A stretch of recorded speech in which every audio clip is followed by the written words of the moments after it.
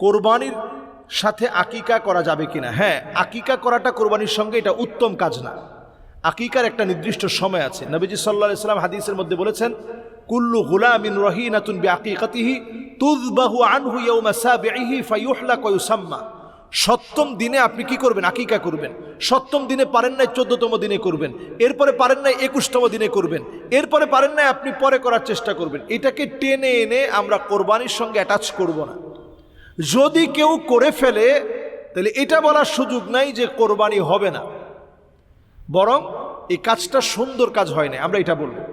এরপরের প্রশ্ন হচ্ছে, কোরবানি আমরা যারা দিচ্ছি, এই কোরবানি দেওয়ার ক্ষেত্রে একজন যদি অথবা দুজন অথবা একাধিক জন যদি বেনামাজি হয় তাহলে কোরবানি হবে কিনা?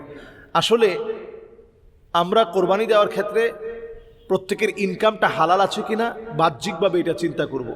প্রত্যেকে নামাজি কিনা এটাও আমরা চিন্তা করব, নেককার দিনদার কিনা এটা আমরা চিন্তা করব।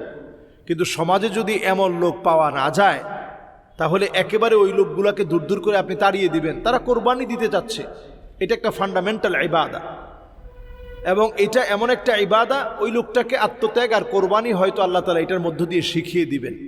কাজেই আমরা এটাকে ছোট করার মতো সুযোগ কিন্তু আমাদের নেই, সুযোগ কিন্তু নেই। আপনি ওই মানুষটাকে দূরে না সরিয়ে দিয়ে বরং আপনি তাকে বলবেন যে, ভাই একসঙ্গে যেহেতু আমরা কোরবানি দিচ্ছি, আসেন আজকে থেকে নিয়ত করে ফেলেন। আগে তো আল্লাহ তাআলা নামাজের কথা বলছেন, ইন্না সলাতি, এরপরে বলছেন অনুসুকি, এরপরে বলছেন ও মাহিয়ায়া ও মামাতি লিল্লাহি রাব্বিল আলামিন। আগে বলছেন নিশ্চয়ই আমার নামাজ, এরপরে বলছেন নিশ্চয়ই আমার কোরবানি, এরপরে বলছেন আমার জীবন, এরপরে বলছেন আমার মরণ লিল্লাহি রাব্বিল আলামিন, এই বিশ্বজাহানের প্রতিপালক আল্লাহ সুবহানাহু ওয়া তাআলার জন্য। কাজেই যেহেতু নামাজটা আমরা পড়ছি, আমরা কোরবানিও করছি, ভাই যেহেতু কোরবানি দিচ্ছেন আসেন নামাজটাও পড়ি, এরকম একটা দাওয়াত আপনি দিয়ে দেন। একেবারে যদি আপনি হিট করে বলেন, না ভাই আপনি বেনামাজি, আপনার সঙ্গে কোরবানি দিতে পারবো না, তাহলে আপনার কোরবানির 12টা বাজায় ফেলবে। এই জন্য এটা আমরা বোঝার চেষ্টা করি। এরপরে প্রশ্নটা হচ্ছে যে, কোরবানির যারা আমরা কোরবানি দিচ্ছি, যদি মৃত ব্যক্তির নাম কোরবানির মধ্যে থাকে, ধরেন আপনার বাবার নামে আপনার দাদার নামে আপনি একটা ভাগ রাখলেন, 7 ভাগের 1 ভাগ আপনার দাদার নামে আপনার বাবার নামে অথবা মৃত মায়ের নামে আপনি যদি দেন তাহলে কোরবানি হবে কিনা? হ্যাঁ, কোনো অসুবিধা নাই, এটাও আমরা করতে পারি। তবে এটা খেয়াল রাখতে হবে, মৃত ব্যক্তিদের সংখ্যা জীবিত ব্যক্তিদের চাইতে যেন কম হয়।